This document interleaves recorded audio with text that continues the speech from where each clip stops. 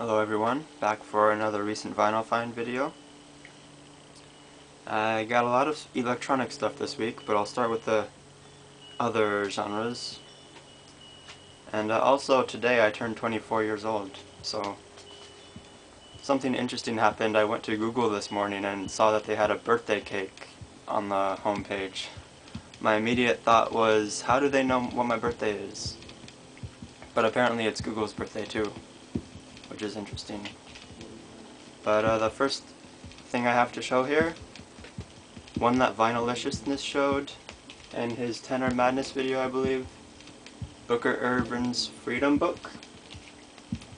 A really great record here from the Prestige label. This is a 70s repress, I believe. The original has this lettering in yellow, but it goes for a lot of money, so I found this one for a really good price. It's on a green Prestige label. I believe it's from the 70s, and it sounds really good. So I recommend looking for that one. If you're looking for this album, I would look for this one because I found it for a good price and it sounds really good. It has the Rudy Van Gelder stamp on it, and it definitely is a good sounding pressing. And a really great album. Again, it's kind of, I would put it somewhere between the hard bop style and free jazz. It's not quite out there as most free jazz, but it's definitely not the most conventional album either. Really good stuff. So it has Booker Ervin on tenor sax, Jackie Bayard piano, Richard Davis bass, and Aled Dawson on drums. Definitely a really good jazz album. And the next one here is the Olivia Tremor Control. This is a recent reissue, actually I believe this was supposed to come out in November, but I pre-ordered it and it arrived like 2 months early. So that's really interesting. It's called Dusk at Cubist Castle. And this is a limited version. I believe there are 300 or so on this orange vinyl. So that's pretty cool. It was originally supposed to be green vinyl, but I guess they had an error at the pressing plant and it came out orange. But definitely still happy with that. Really good album. They were part of the Elephant Six Collective, and I think that's kind of a group of artists that really had the spirit of the 60s going in the 90s. It's really good, kind of wild psychedelic rock music, somewhat lo-fi too, but definitely a really good 90s indie rock album. Just reissued. And next up is a recent reissue, a recent release from St. Vincent, who's worked with the Polyphonic Spree, and also she's worked with Sufjan Stevens. She plays guitar and sings. And this is a really nice album. This is her third album. It's kind of artistic, somewhat avant-garde pop music. Has some interesting song structures, but it definitely still has a lot of pop sensibilities to it. And is a really nice album. I'm not quite sure if it's my favorite from her, but it's definitely up there. And this also has an interestingly textured cover. It's not your normal card here, but it's almost satiny, it feels. It's a really nice package. And that's on 4AD Records. Oh, and this one was a pre-order. It comes with this poster, and that's her there. And it's also on white vinyl. So that's another one I really like to have. I like colored vinyl, not really so much when I'm listening to it. I don't care about the color, but when I find a record and open it up and see that it's colored, that's really exciting for me. I think that's something about the the collectible nature of records. The colored vinyl just attracts me.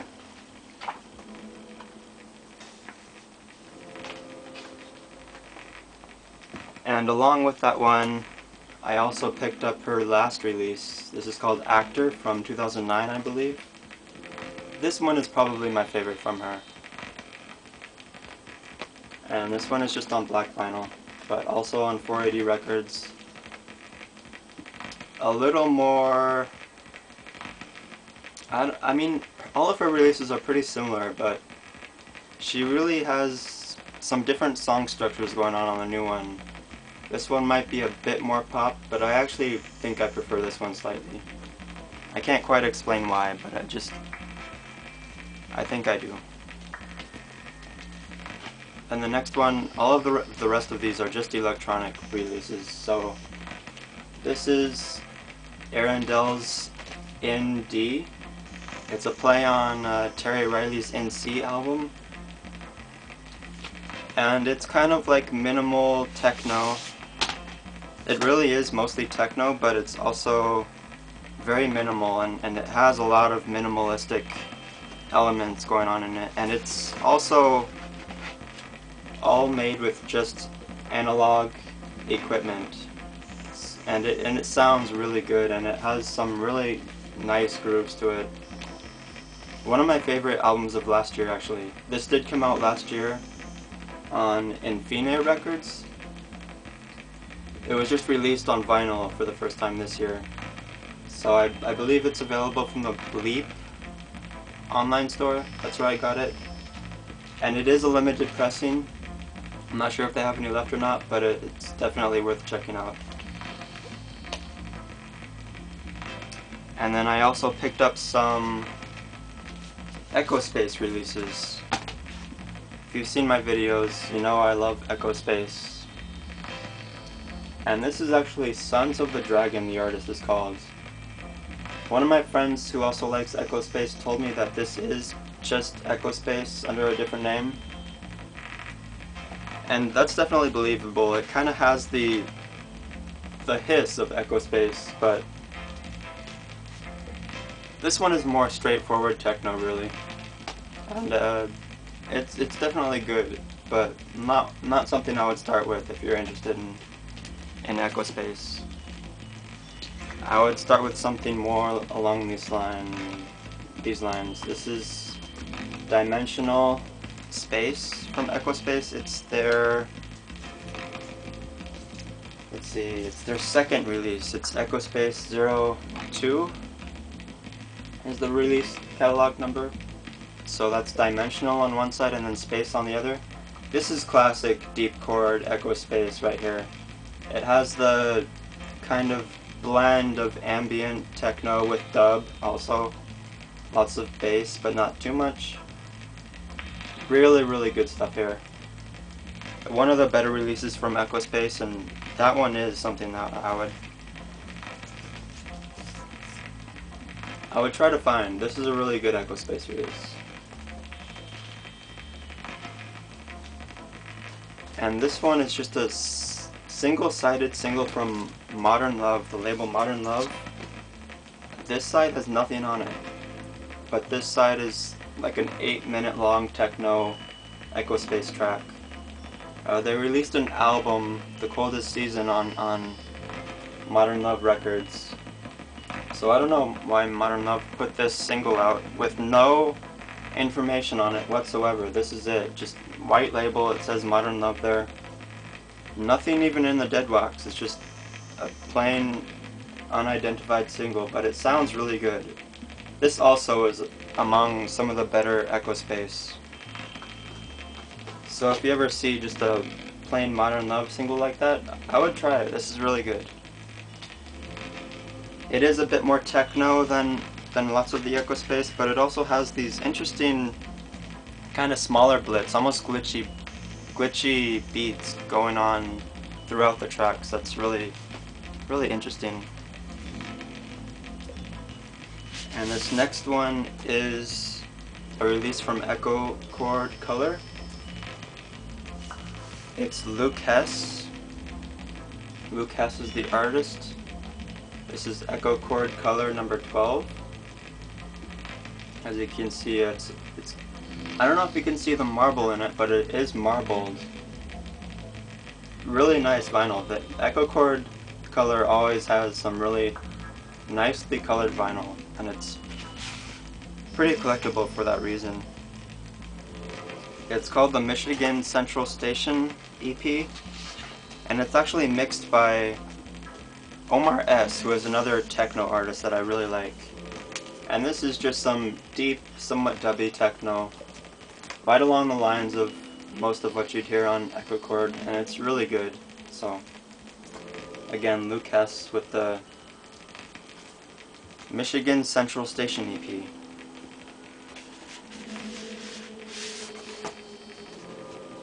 And up next is what I have playing in the background. This is something I got recently. One of my favorite artists is Pole, and this is his first release ever. This came out in 1999, I believe, and it's just called LP1. That's the name of it. But it's just this deep, atmospheric dub electronic music. Also really ambient. Somewhat similar to Deep Chord, I would say, in style.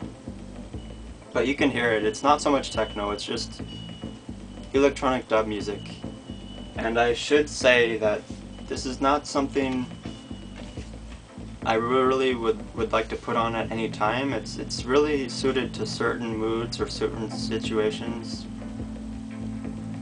One of those times I could imagine it's something you want to sit back and relax to and just enjoy without really following along too much to the music. It kind of sets an atmosphere, an ambience that is just really sublime, I would call it.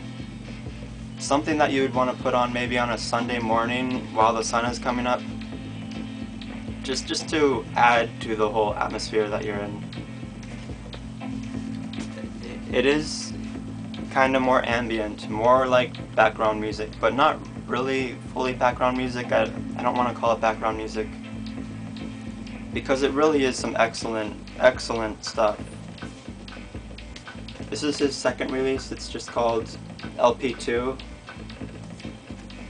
and pretty much along the same lines. This one, number 2, is slightly more upbeat, but I think I might prefer the first one just a bit better, just because of the atmosphere it has. And yeah, you should be able to hear it playing right now. It's just this really dubby electronic music. I love it. I think it's great. And then this one is kind of along the same lines. This is the last album I have to show.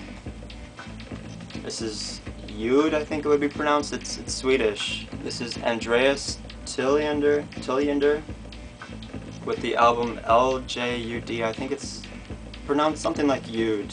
I don't think you would really say the L too much. But this is more glitchy. This is from the Milli Plateau label, and it is more glitchy and very dubby.